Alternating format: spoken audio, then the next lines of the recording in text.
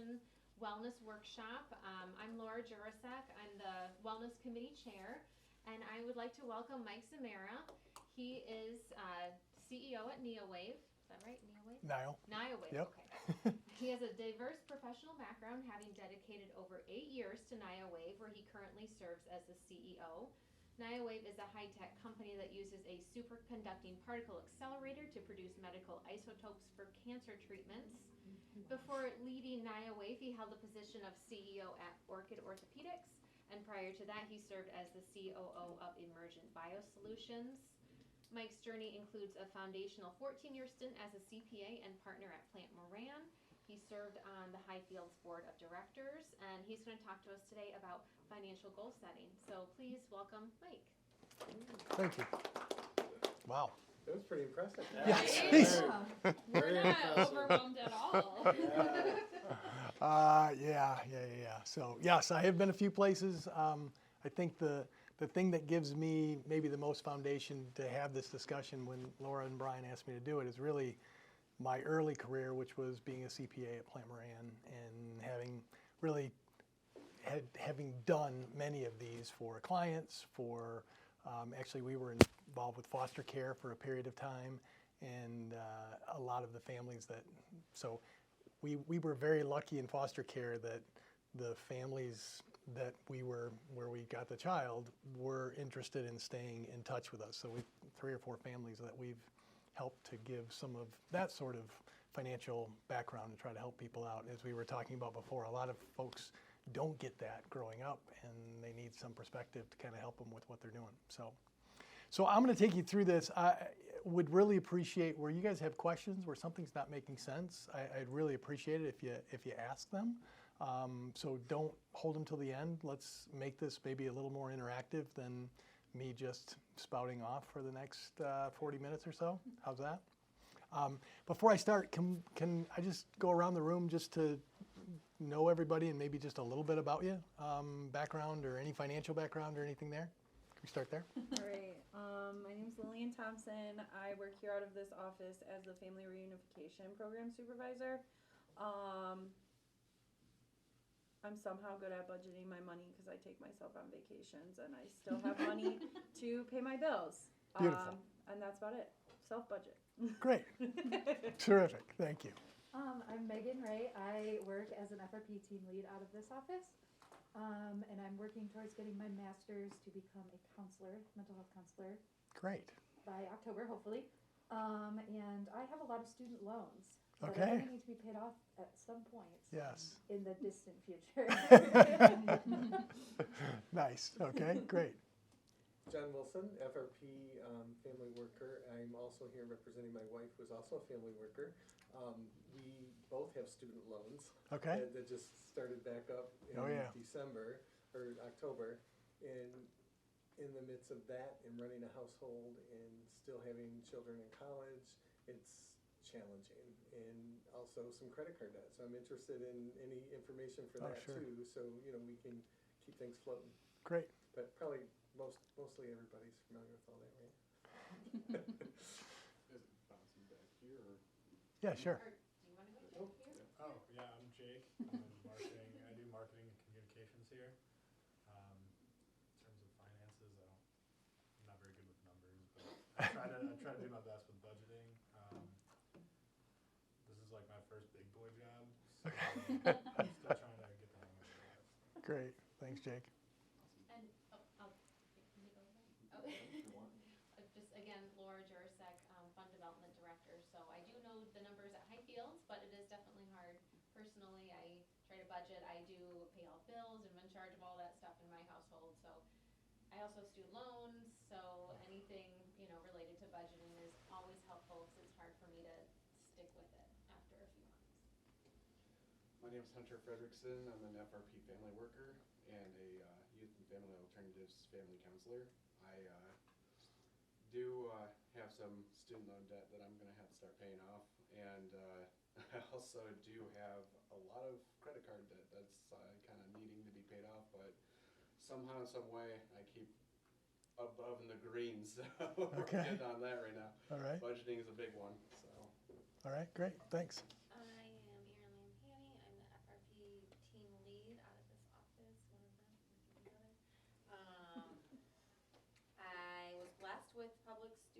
forgiveness last 2 years ago.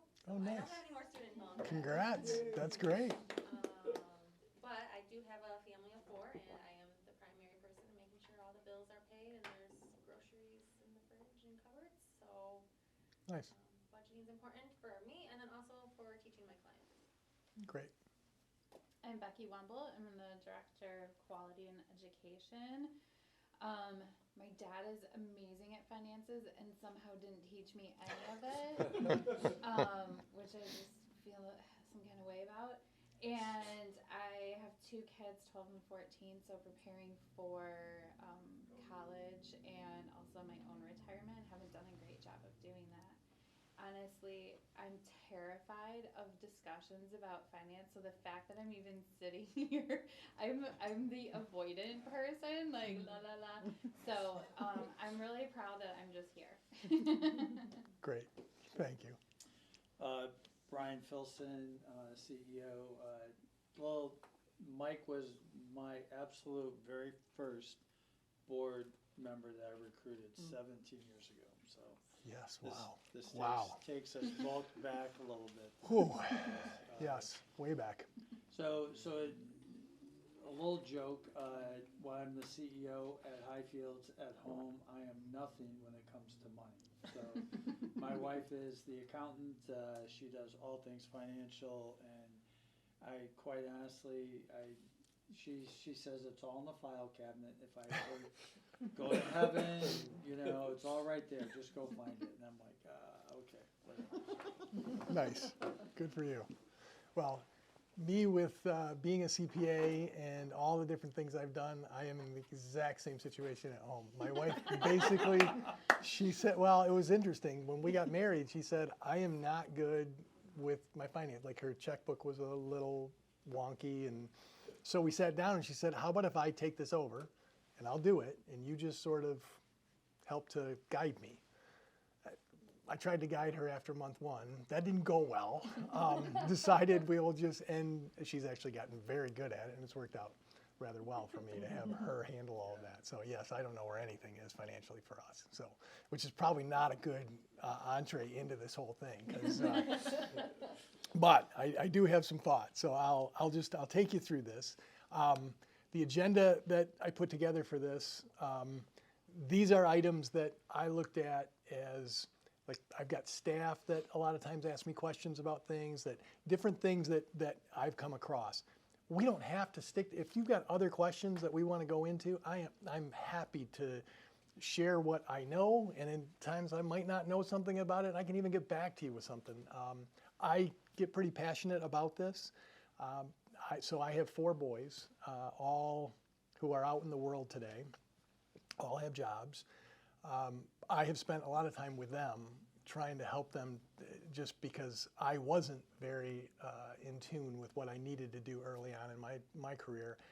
One of the things that I did with my 4 boys is so for Father's Day and for my birthday, they get me basically a very small gift, which is a 6-pack of some kind of IPA from wherever they are, and they have to send me a copy of their 401k statement. So I want to see that they are actually putting money into it, and it's something that we've been doing since my oldest started his job 10 years ago, and it's amazing the impact of that. So if you think about that with your kids, finding ways to, just even cute ways to get them to do some of that, it's worked out pretty well. So I will take you through this, and like I said, if it's going down a path where, you know what, I don't care about that, how about this? Redirect me and we can go through it, but I'll take you through this and we'll kind of see where it goes. So the number one thing is having a budget, and I know a lot of people look at that and you might cringe a little bit with how do I go about doing that, and is there an easy system that I can somehow pull up? And in today's day and age, and we'll get into a couple of the ways that people go about doing this, but in today's day and age, there's a lot more tools that people can use to set up a budget. As simple as just keeping it on pencil and paper, which is what a lot of people used to do from my generation, all the way to some of these very good systems that even can link in with your bank account and some other ways there. So I would tell you, when you're doing it, the biggest part of this whole thing is figuring out how you what do I know I have to spend? I mean, whether it's rent, whether it's your mortgage, whether it's food for the family. I mean, what are those things, and get those taken care of first so I understand what those are and have those spelled out, because I know every month I am going to have those expenses. And if I can get that figured out so I know that I got to take care of that first, so now what else do I have left, and what sort of things can I be thinking about when I get into beyond my needs into some of my wants and some of my savings when I'm moving forward. So understanding what those fixed costs are pretty important, and a lot of times it's even just whether it's going through what your transactions are that are hitting your credit card, or what your transactions are that are coming out of your checkbook, or your debit card, or how, I mean, back in the day, it was always a check. I mean, I just go through my checkbook, and then today, a lot of different ways. I might be Venmoing some stuff, I might be doing some stuff on a credit card, I might actually cut a few checks. So you might have to go 4 or 5 different places to figure out where your money is going out. Make sure you get all that collected, and then figure out where you take it from there. I'm curious, who still has a checkbook? Oh, yes, you have made, our kids laugh at us, Mom, Dad, nobody has checkbooks anymore. I'm like, yes, they do. Yeah. A And I lot of still write places don't things take down in a checks book. anymore.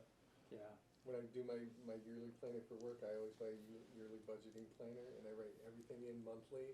I check it off, but I do a combination of auto withdrawals and stuff like that. Yep. And then when I see them go through, I check them off, make sure. Good for you. Yeah.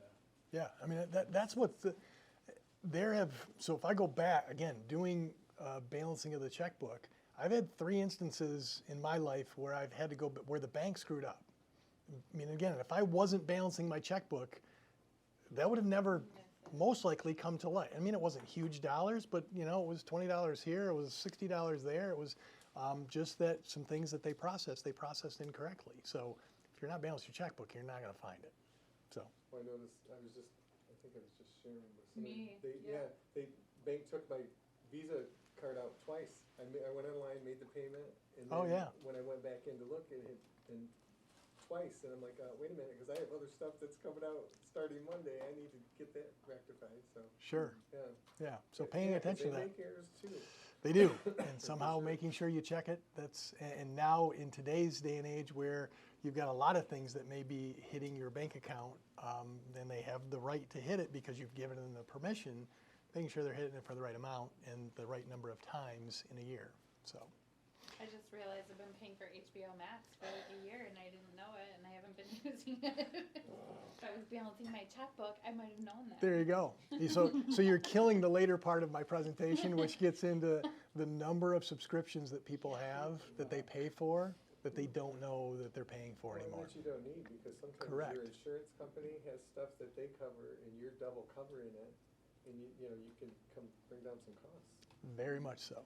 So, yeah, they just did, Wall Street Journal just had an article 2 days ago that talked about subscriptions and this hidden cost that people have out there because you get into an auto pay situation that you're auto renewing on this thing, and whether it's for your car wash, so people who are paying for a car wash in a city they don't live in anymore, people that are paying for Netflix and they find out that husband and wife both have signed up for Netflix, so they're both paying for it. I mean, and when they ask people, how much do you think you pay, the survey was, how much do you think you pay per month for subscriptions, just in general, if you think about all the subscriptions that you have.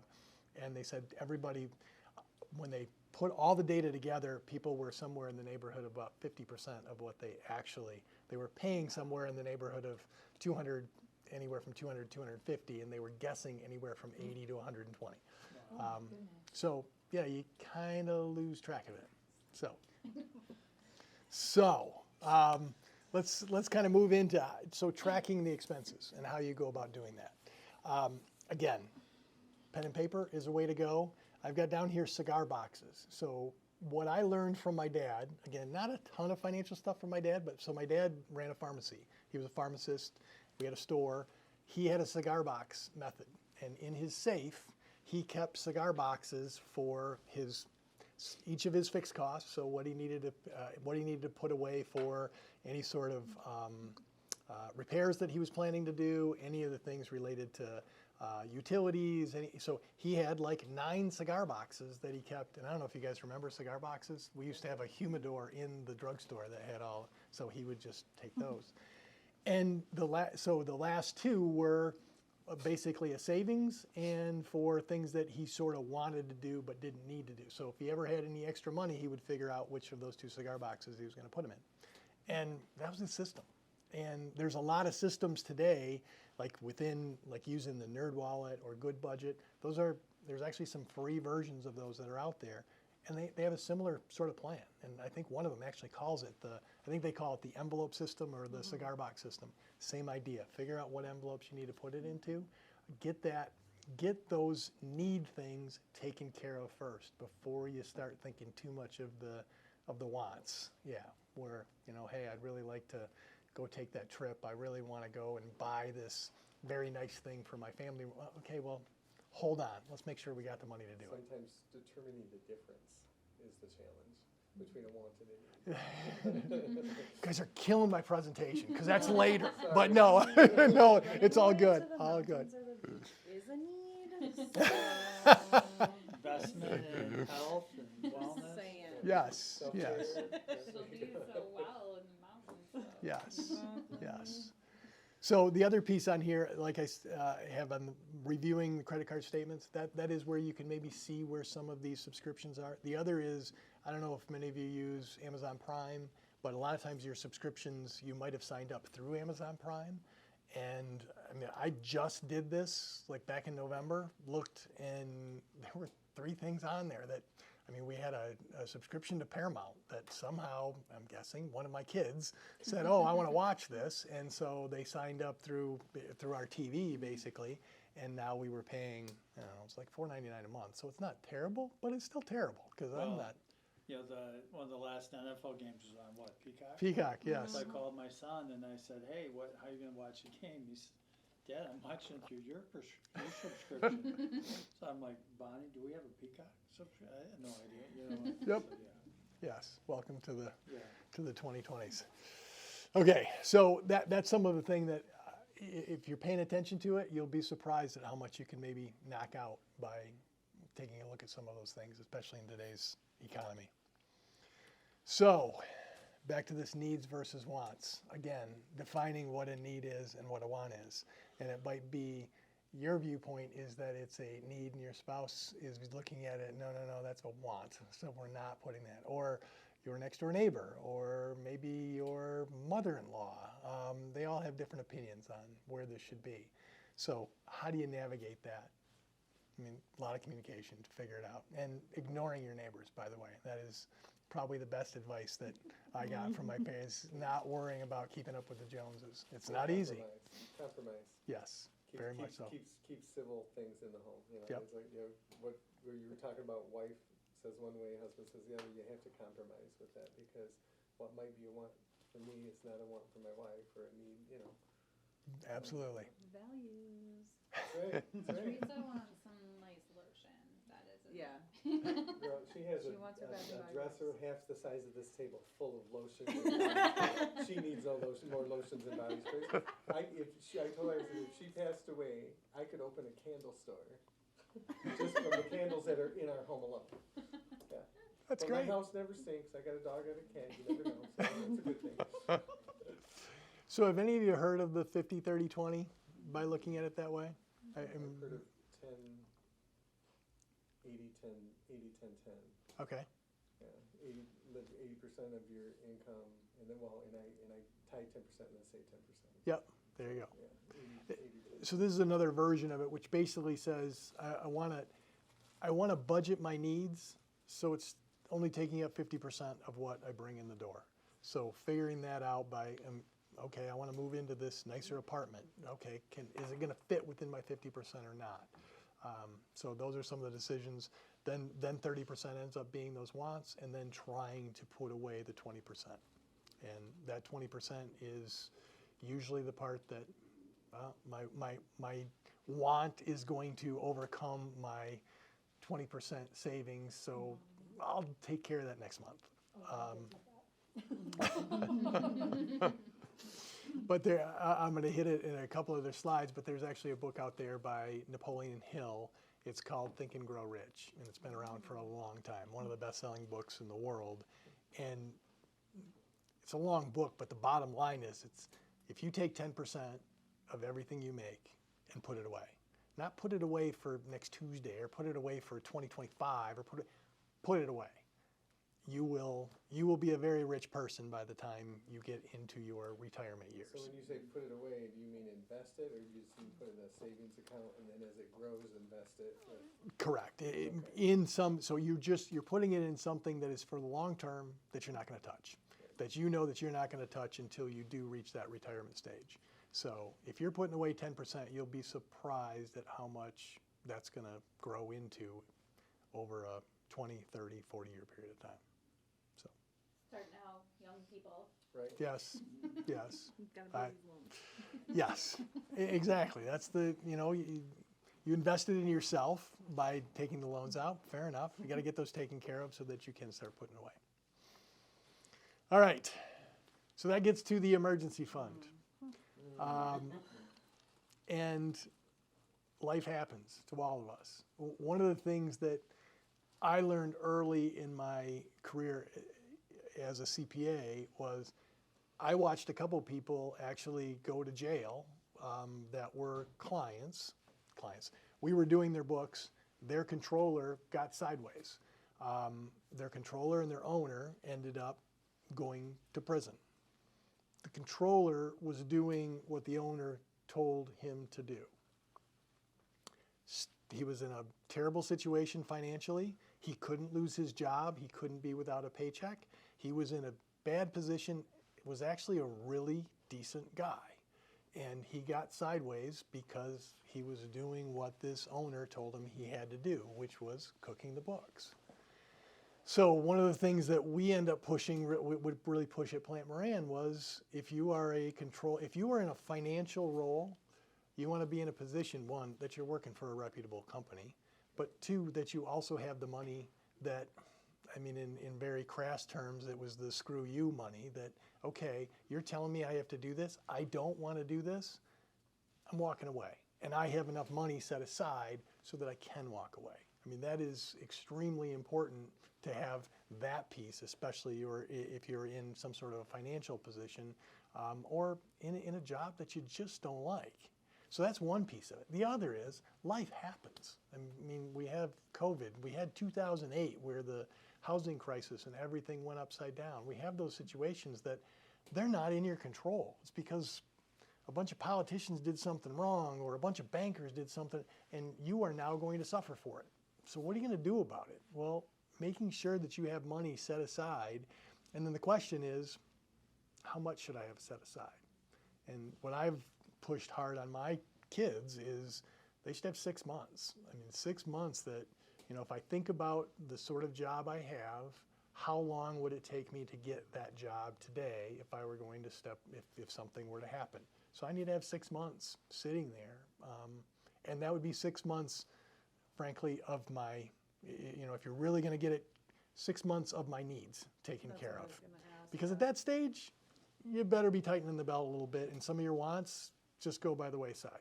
So, but those are the situations that I think give you peace of mind and allow you to, potentially even, talk about it in a very positive side, you're in a position that maybe you want to do something different, or your spouse wants to do something different. Are you in a spot where they can take a chance and go and try something that maybe is going to pay them 40% of what they're getting paid right now? And you'd love to give them the opportunity to do that. Well, how can you do it? We can start putting some money away so that we've got it.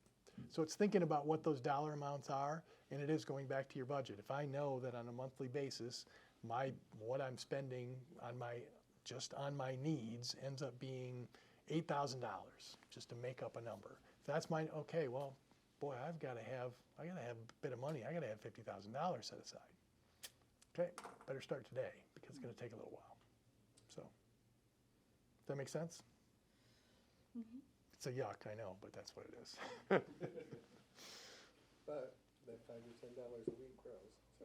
It does. It really does, and especially if you're doing it early in your career, and again, helping your children, your clients, helping them out with that, to be thinking about some of those sorts of things.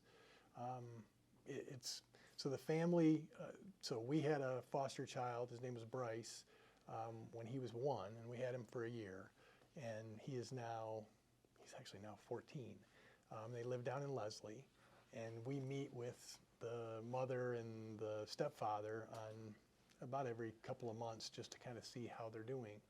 And if I go back, it was 5 years ago where they had no savings, credit score was a disaster. I mean, they had a lot of issues.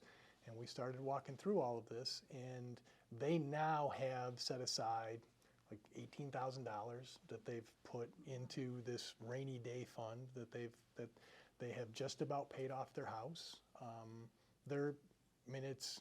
But it was, and they use the cigar box method, by the way. They basically set and they do almost everything in cash. They don't have a check. They don't like banks. They're afraid of banks. They like to do everything with cashier's checks. But it's been really interesting to watch how they have been able to show some discipline, and especially in the need versus want. And they really tightened the belt for a few years and were able to put some money away. So it's been kind of cool. So definitely can be done. So this is some of the, just from a financial education standpoint, I mentioned Think and Grow Rich. That's one of the books that I think is, you'll hear a lot of financial folks talk about it. It's one of those that a lot of people jump into. The Richest Man in Babylon is a similar sort of story, similar idea that it is just how do I put money away? How do I try to stretch my dollars a little bit? And then Dave Ramsey, have you guys, any of you listened to Dave Ramsey before? So some of his budget, I mean, his big thing is no debt whatsoever. So if you can't afford it with cash today, you don't buy it. And there's nothing wrong with that. That's a good principle. Yeah. Sometimes you can't do it without some kind of credit. So yeah. That's it. So there's definitely a balance there. But some of his stuff, we've actually done that with our staff. When I was at Orchid, we did it with our staff where we went through the financial wellness by Dave Ramsey, and it was 6 to 10 weeks long, a couple times a week that we'd sit down in the evening and go through that. It's pretty helpful. So there is another book that's really good. It deals with like the mindset. Have you ever heard of Rich Dad Poor Dad? Yes. Very good book. Yeah. Yep. I just haven't read that one, so I didn't put it on. But yes, when you look at the that's number 4 that shows up after these 3, and like on Amazon for financial. Okay. Yeah, yes. So yes, yeah. yes, very highly rated book. So great. The other thing is some of the online courses, and I don't know if you guys have used like the Khan Academy. My kids use that for math a chunk, so it is free. It's got a lot of, and that just has continued to evolve the content that's in it. But it's got some pretty good budgeting thoughts that are out there. What's it called? Khan Academy, that KHAN. Oh, okay, Yep. gotcha. Yep. I see it. Okay. And then the Smart About Money I've not dealt with, but apparently that's another one. And then a bunch of my staff use Udemy. I used to always think they were saying you to me when they would say, and that usually will cost, it might cost $4.99 for this or to take one of their courses, but they're pretty good in a lot of different areas. But they have a couple things on financial wellness that you could take a look at. And the other thing is to just tap into some of the resources around here. I know, so like PNC Bank, they offer some different seminars that you can, especially if you're banking with them, check in with your bank and see if they do anything along those lines. They especially like to do it with your kids. That is one of the things they've really pushed on. I mean, they're trying to get the kids early to set up the bank account so they can get them. But it is some good information that they're sharing with you. So it's good stuff. My bank, I have a credit union, and a lot of credit unions probably do this, I would assume. You can make sub-accounts. Yes. Similar to the envelope system, similar to the cigar box. You can do a maintenance fund. Yep. You can do a hair fund. My daughter does hair and makeup fund. And, so she has all these accounts. So when she gets her check, she puts so much in each account. So Right. when her hair appointment comes up, she has that in there. When her car payment comes up, it goes in there. Yes. But similar to the... It's the envelope cigar it's box yeah, program. Exactly. It's Yeah. the electronic version. Yes. And I was wondering if there was an electronic option, just because, our checks are direct deposit. If I want to get cash out, I have to go intentionally do that and make time for Yes. that and all of those things. And most places, you're still gonna have to put it back into your account to pay the bill anyway. So that's why I was wondering if there was an electronic option. Check with your bank to see if they do Okay. sub-accounts like that. But then the other thing, there's also Excel sheets. Right. You, you can just plug in all the numbers and it'll just distribute, and if you're, I Still gotta have can't do self-control. Excel, it just drives me bananas, but I Yes. love the people that can, Yeah. but. Yeah, and for that option, you still have to have the self-control to not use the money that's in the account Right. allotted, whereas like if you're actually moving it somewhere else, it's Right. out of sight, out of mind. Yep. Are you member of a credit union? I am, yes, I Yeah. am a member of the credit union, Yeah, they actually. might do That's my main sub-accounts. bank. Yeah, they might do sub-accounts, and that makes it easy, cause you can transfer monies within your accounts Yep. all online, Okay, and, yeah. Yeah, and usually they have the ability, like, if you end up writing a check or doing it, and the money can move around in those accounts without any sort of penalties, so it does work out pretty well, but it's a way to track it all. And credit unions do a lot better job of that than banks in terms of what they offer. So, for whatever reason, fits a little better. Banks still wanna make money off of us. Right. All right. So, getting into, then it's doing some goal setting. And sometimes that sounds a little strange in the financial world, but it is very effective. Like I said, the family that we've been recently working with, the self-confidence that it has given them to be able to do this, and we pushed on them pretty hard that it's going to take a little bit of work to make this happen, where you got to kind of tighten your belt. But when you start seeing some of those results, I call it psychic income.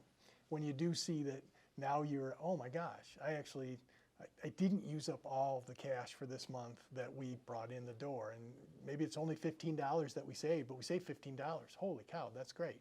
The next month it might be 20, and so working through that and understanding what can I actually make happen, and set up some good goals for yourself in terms of how you want to go about doing that. So. I just gotta tell you that we had an all-staff meeting on Monday, Smart and goals. we had a We whole reviewed session SMART about goals. writing Smart goals? Yeah. That's pretty fun to see that. That's too. kind of what most of us do for a living, too. Yes. Yeah. Yes. So that part we should have down, Yeah. You should have that Exactly. down. writing the goal itself. Yes. Yep. Put it through that filter, whether it meets all of those lovely, smart, that great acronym. So, has anybody heard about buying the Brooklyn Bridge? Does that mean anything to any of No. you? Okay.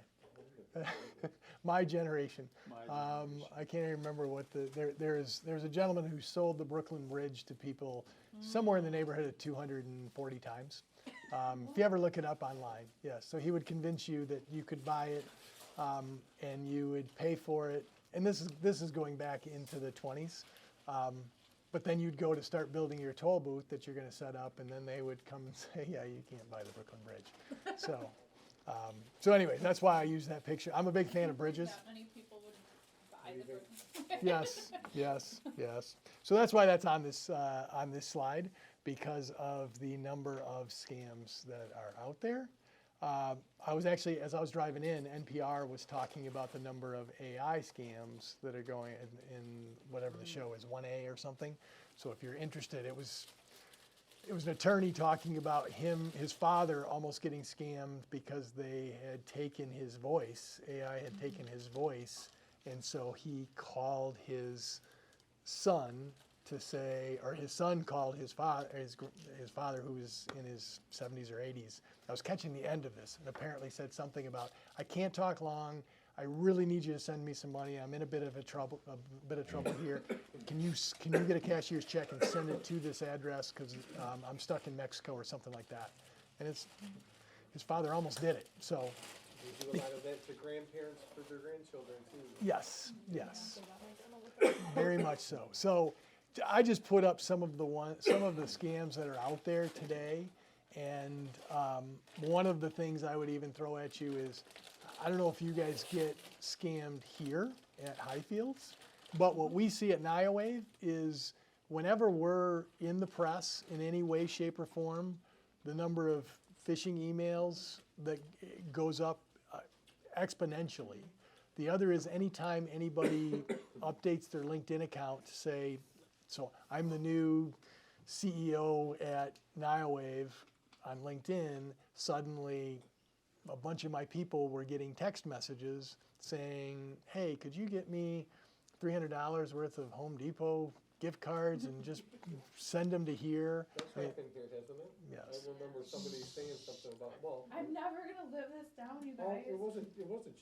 It was me. Oh, well, you threw yourself under the bus, It I guess, was that was, I'm me. sorry. But I Yes. remember hearing about that, cause something, yeah. Yeah, so it's, I'm a compliant employee. I thought Brian wanted me to buy gift cards.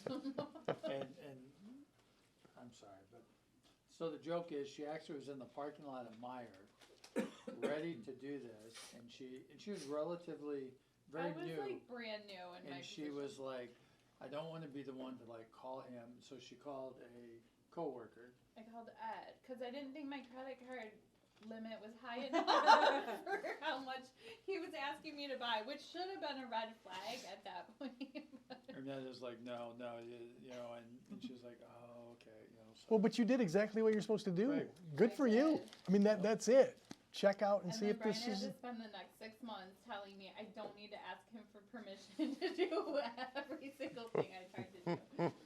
Becky, no, but stop that, telling me. but that is, you did exactly the right thing, which is I'm not just gonna blindly respond to this text. I need to figure out if this is legit. So how do I do that? Well, I don't wanna bug Brian, so I'll call Ed. Ed can tell me yay or nay whether this is the right thing. So that's the start. But today, there are more scams.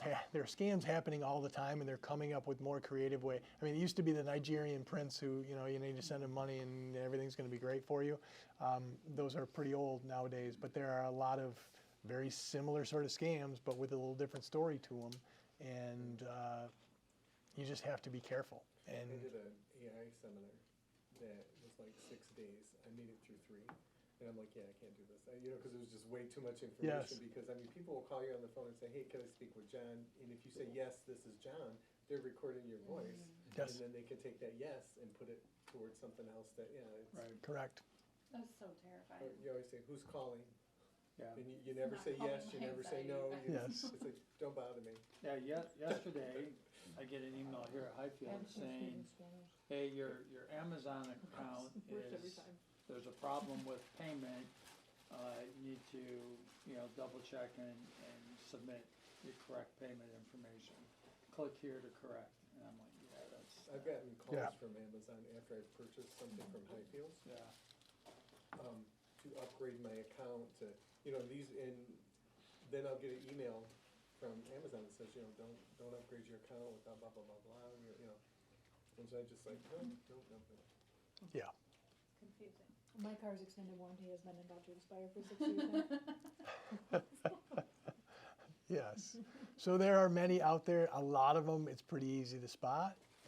There are people who are getting better at doing this.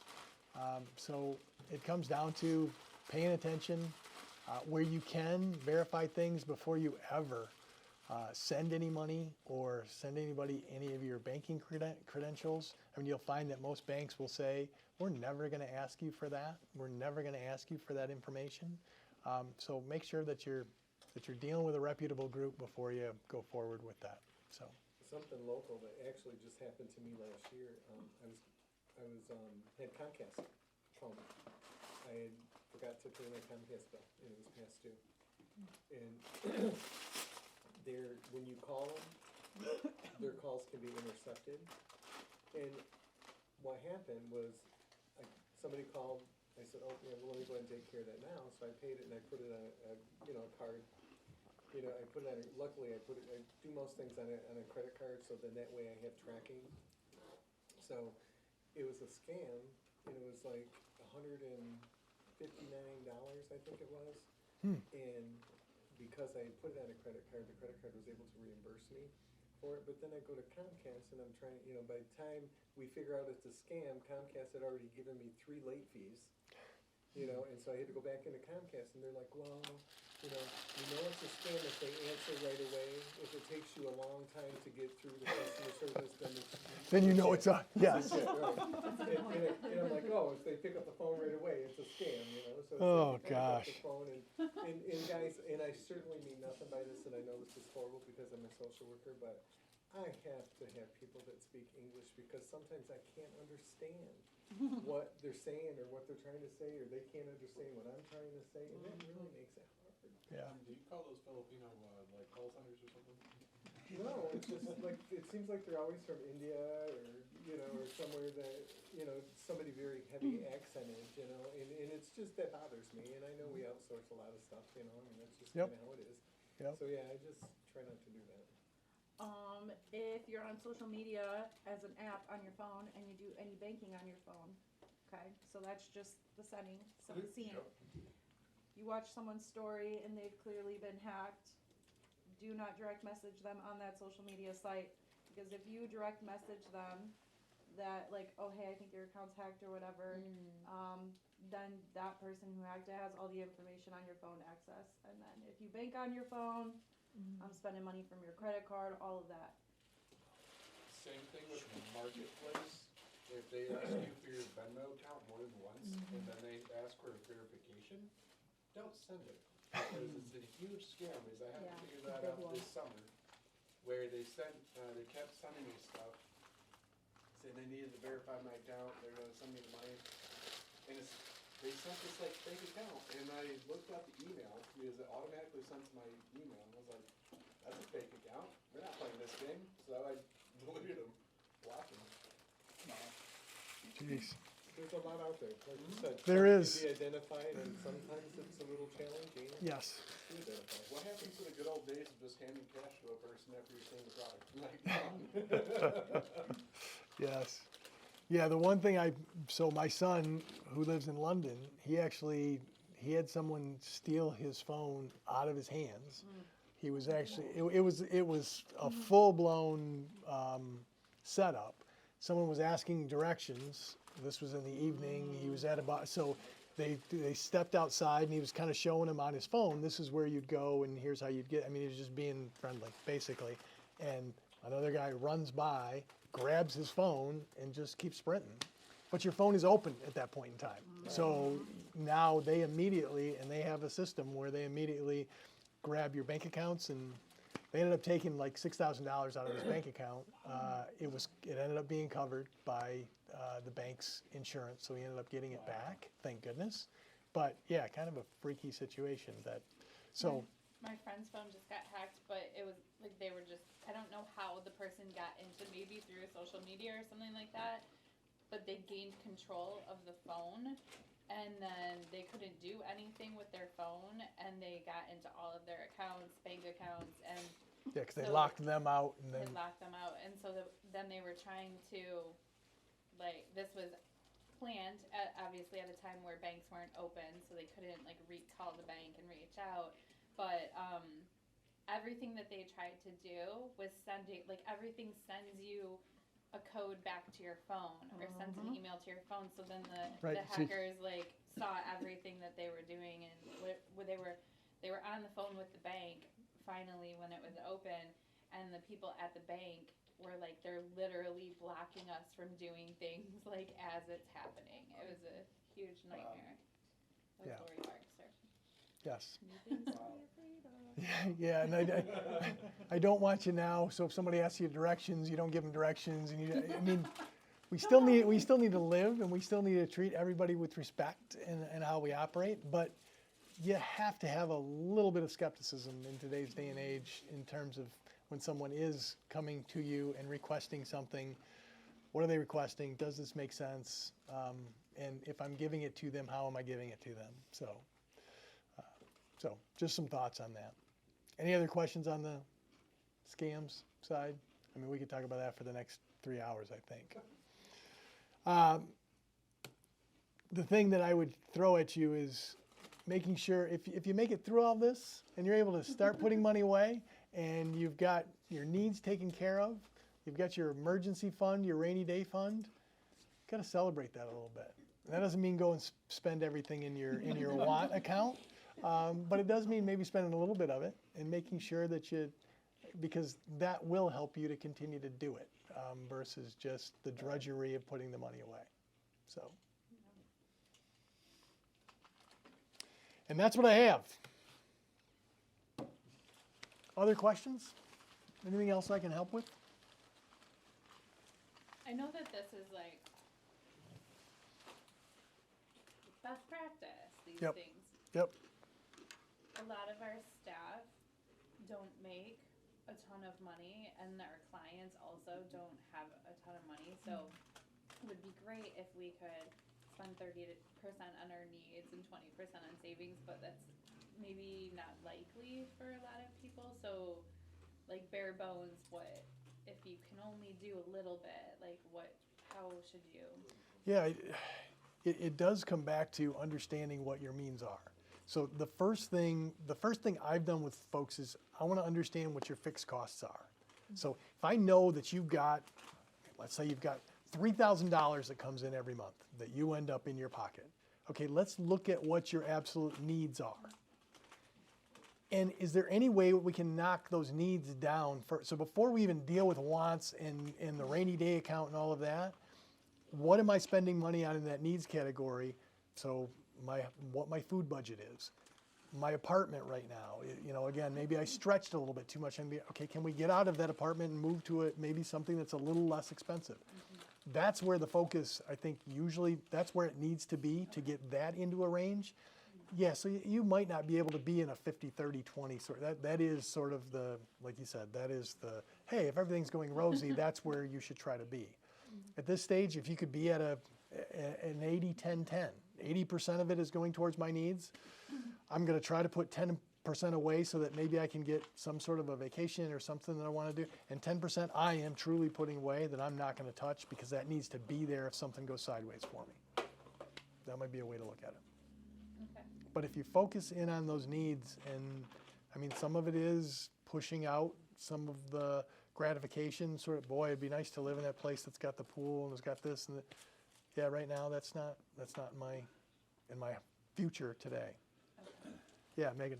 The question that I have is like, is it smart for me to like be working on an IRA, but while I still have a ton of student debt? Like, should I pay one off or should I try to get one at the same time?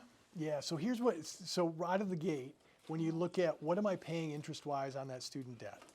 So if you understand what that interest rate is, Higher than I'd like it to be. well, yeah, that's the case in a lot of getting anything that I've got that's high interest. So when I say high interest, high single digits and above. If I've got any interest in those sort of categories, I got to get that paid down. And that comes before me putting money away. I got to get that taken care of because otherwise I'm just treading water and sometimes barely treading water. But then I won't be able to like actually start saving for retirement in my like mid-30s. And We're retired. yes, Like our generation just kind of, You're such a ray of sunshine. I know, we all sorry. have so much student loan debt. It's like, everyone's like, save for retirement. And I'm like, but I'm just going to have more debt. so Do that. so do you Yeah. is there any sort of match or anything in a 401k? Do you guys Not have? currently. Not currently. We have Okay. in the past, but Okay, because that My guess is probably not enough people were using it to make it worth it. we had about 40 people. that Okay. used it. okay. But I would end up saying even a small amount, even if I'm putting away just a few dollars, and I really mean a few dollars, that I'm in the habit of something going into an IRA or a 401k Okay, for so me. you just start doing like $50 a month. Correct. Like 25 pre-tax is the equivalent of about $19 out of your paycheck. Okay. So, I mean. That's exactly right. That's what I always used to tell, my kids. If you could find a way to live without $20 every paycheck, Yeah. and do 25, and it's amazing. You figure that's $300 a year, and then that starts to build interest, and then. Absolutely. And then if you ever got a pay raise, I would always tell my kids, take 25 out of the pay raise, or 20, and so it starts to build up. So would that be your like 20%? Or just you could decide what you want your 20% of savings to look like, whether you want that to be retirement, investment, or just Rainy regular day. savings Just be account. putting Okay. 20% away. But 20% wherever I want to put it. Yes. Yeah. Okay. Some of this to me ends up being what I would call aspirational. Sure. That's what I'm looking to do. Yeah. I can't do it today. Okay, so what am I going to be doing today that starts getting me there?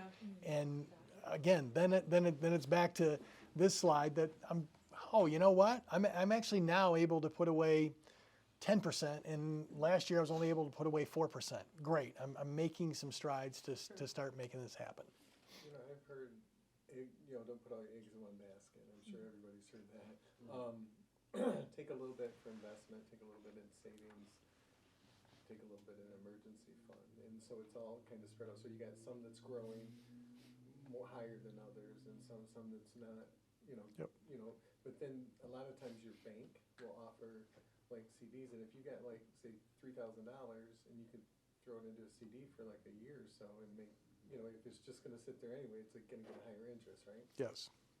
But I'd come back on the other side, and if I've got student loans where I'm paying 7% on those, Right. and over here I've got a CD that's going to earn me 5.5%, pay off the loan. Right. Get that loan to start knocking. Okay, so really, Correct. you It's just the have to compare the interest rates and figure out what's gonna be good. yes, it's the difference between those two rates, and My the dad bothers me about getting an IRA all the time, and I'm like, I don't feel like that's the wisest But- choice right now. but back to Brian's point, Yeah. I do think getting yourself into that habit. So Yeah. setting up the IRA and just deciding, again, it's $20 that I'm going to put into this just to start with, just to get into the habit that I'm starting to put some money away. I know I'm talking out of both sides of my mouth when I say, but get that debt paid off. But you are. You're still paying that off with a much greater amount than that $20 that you're putting in a month. So that's getting you to a stage where you're starting to get those habits where you want those habits to be. So your basic advice is just start somewhere. I would start somewhere, and it can Okay. be tiny. I know what I'm gonna do tonight when I get home. So Good for you. I heard a few people mention credit card. Yes. Credit card debt. And fortunately, my bank has people that will work with you to give you tools to help you. And one of the things that they've done for us is, you talked about reading bank statements. Know what you're paying on those credit cards. Yes. Some of those I sat down and I wrote all the credit cards down, and some of them actually are like 31, 32% 36%. interest. I'm thinking, and you just don't know it. What you think is always like $30 on Yep. an extra month. But if you make a payment of $158 and then 30 goes back on, you're not tackling that. So one of Correct. the tools that they had given to us was take an assessment of all your credit cards, take an assessment of the interest rates, take that highest interest rate, and they had suggested paying minimum payments on all the others on the highest interest rate, sack everything extra on that. Once that's paid off, go to the next highest Yep. interest rate and sack everything on that. And I thought that, I feel like that was a good strategy. No, absolutely. And I'll add another piece to that. Oftentimes you'll see, and again, talk with especially your credit union, because they can help you with this. There will be credit cards that will offer you to transfer your balance, and that they will do something for a period of 6 months, or even I've seen up to 18 months, where they'll do something where we're going to give you an introductory rate. We're going to just charge you 6% on that balance for this period of time, and then set up a program where you're going to start but you get it out of a 25% interest rate credit Zero for card. 18 months and Correct. Yeah. Yeah, I haven't seen any zeros now. They They're don't taking it down. offer too much. Yes, it's Yeah. now down in Usually somewhere. The first year grad is Yeah. 0% for the first year, so they can grab you. I haven't even, but lately, because of where interest rates have gone, they've been trying to grab you with 5% Okay. instead. But And then you want to watch it too, and know when that year deadline is, Yeah. because otherwise then you'll get all the back Mine's getting interest close or something. Yeah, to go that's from Yes. zero to that 19. could be. Paying the highest loan or the highest interest rate, I forget what Dave Ramsey calls it. He's got a terminology. Yes, he does. Snowball, Snowball, or, yeah. I mean, something it's, like that. I mean, when Bonnie and and we had 5 kids, I remember, we went through our church and did, it was called Crown Ministries, and that was the exact same thing. And I remember celebrating the day we paid all those credit cards off. And, and I look back and I'm thinking, man, how do we even allow ourselves to get here? But, it was not a great place. But I think it took me 10 years to pay off all my student loans. I still remember, I said, all I want to do is I want to write the last check. I had not written any of those in the 9 and, plus years where I wanted to write the last check, so. So Mike, I guess one of my questions would be, and I'm sure everyone who saw you know, if you're social media, all over social media, they're saying all kinds of Michigan debt forgiveness and stuff like that. But it seems to me, just by looking into it, is they're loan companies that are promising to pay. And basically, what it is they're going to, like you said, they're going to charge a lower interest rate Yes. for a certain period of time. Which, and you know, I think that it's a scam. You know, and I don't think there's nowhere. You know, Michigan's not going to say, hey, yeah, I'll forgive $20,000, $30,000 worth of debt. Yeah. Back probably 25, 20, well, my wife and I have been married over 30 years, or close to 30 years now. Before we got married, right when we got married, I had probably about $23,000 credit card debt. Baby came 1 year to our first, you know, like 3 days from our first anniversary.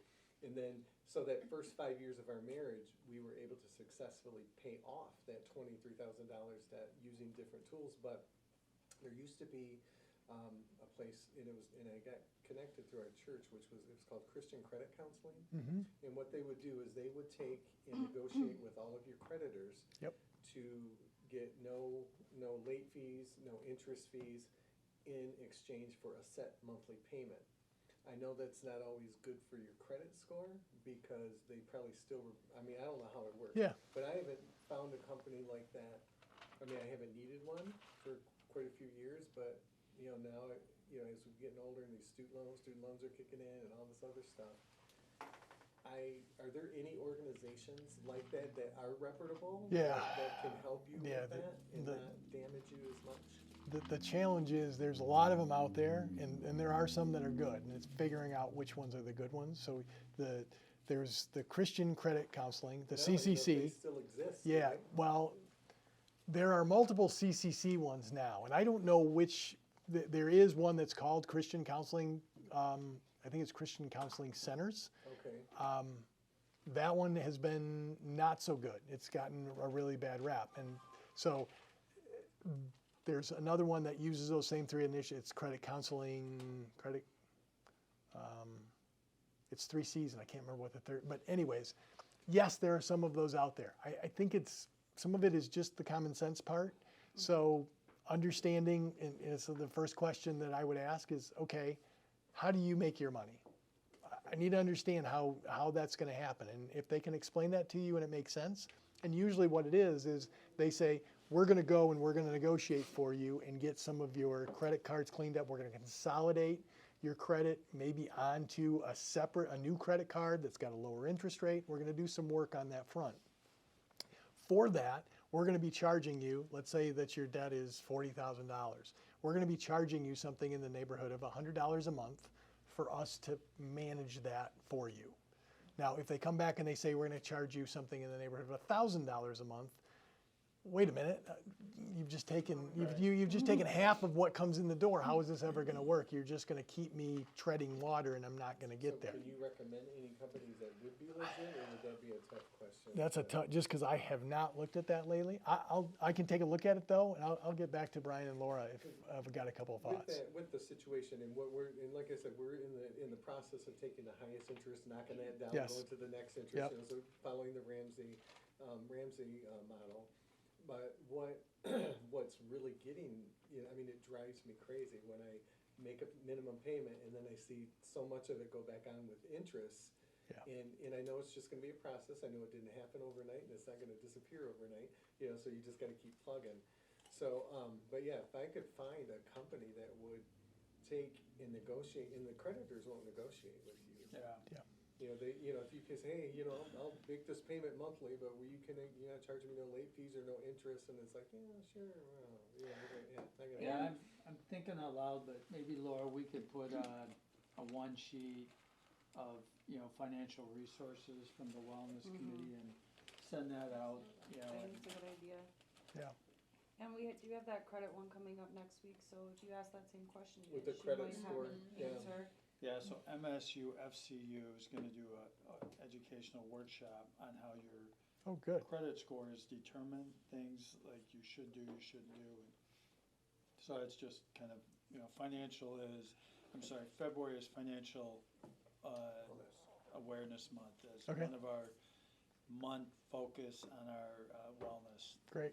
for the whole year, so. Yep. No, that'll be good. Just- when February is over. So you, Mike, You besides, got this, Becky, you got this.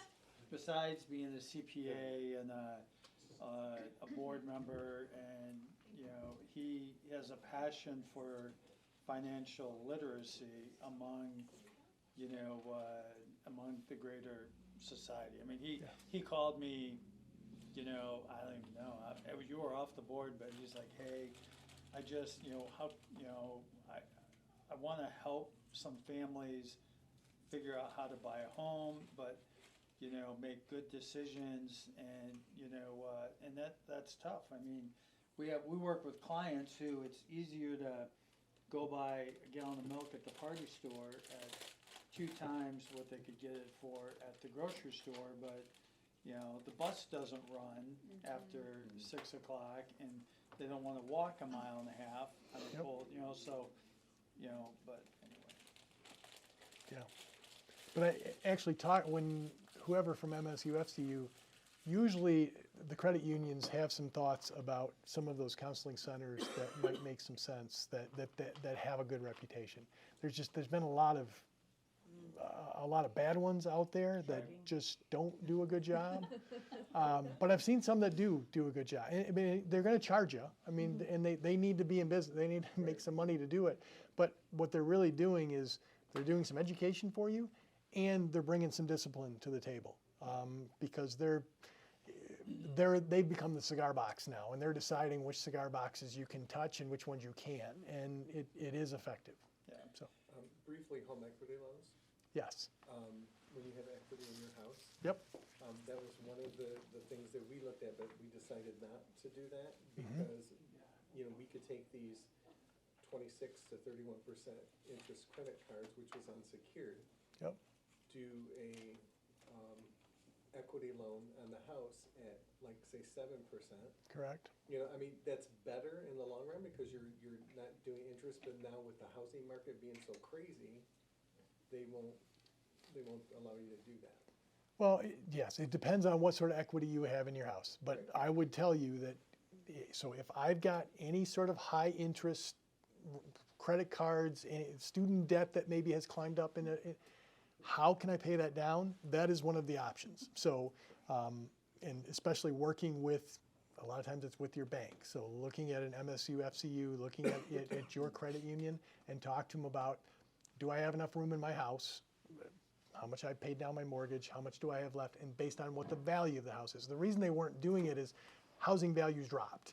Right. So where my house used to be worth $150,000 and I had paid down to $80,000, so I had $70,000 of equity. Suddenly my house wasn't worth $150 anymore. It dropped down to $120. Right. So now I don't have that much equity. So now I can't do that. $60,000 equity, but it didn't come out in the wash like that. Correct. So, yeah. Now, again, housing values have been climbing back up, so there might be some room there. That is absolutely what I would be looking at, because also from when I'm doing my taxes, depending on how much I have in mortgage interest, I might be able to itemize my deductions and pay lower taxes also. Yes, that interest is actually a little more helpful than credit card interest, because I can't deduct that anywhere. Right. Okay. So that's not a bad decision. That is not a bad decision. It's actually a good decision if I can make that work. Absolutely. So what we need to work on, where we're at now is, I told them we would revisit it in like maybe a year to 2 years. So what we're doing at this point is just getting those higher interests paid down, so we're paying less in interest. Yes. And then later, when the housing is in a better place, that is a good. Yes. Okay. I mean, I would be looking at that even now. If you can figuring do out that, what the value of my house is, and you can do some of that just on Zillow, based on where in my neighborhood. Okay, geez, my house is worth X. I do have some room. Now maybe I am going to go talk to my bank and see if I can make something work. Okay. Yeah, I just didn't know if that was a good decision. It is. Okay. Because you're going to have a difference. Again, depending on your interest rates. It looked good. If I'm paying 18 on this or 30 on it, whatever it is, and I can get this in for somewhere, Like most 7 or 8, likely, yeah, it's probably going to be somewhere closer to 8 or 9% today, just where, because of, I mean, interest rates are going to start coming down, but a home equity line, when you hear that mortgage rates today are 6 1/4, usually a home equity line is going to be another % higher than that. So just factor that in if you're thinking about doing it. All right? Thank you, Yeah. Mike. Yeah. Thank you. No, thank you. Yeah. This was fun. Appreciate doing it.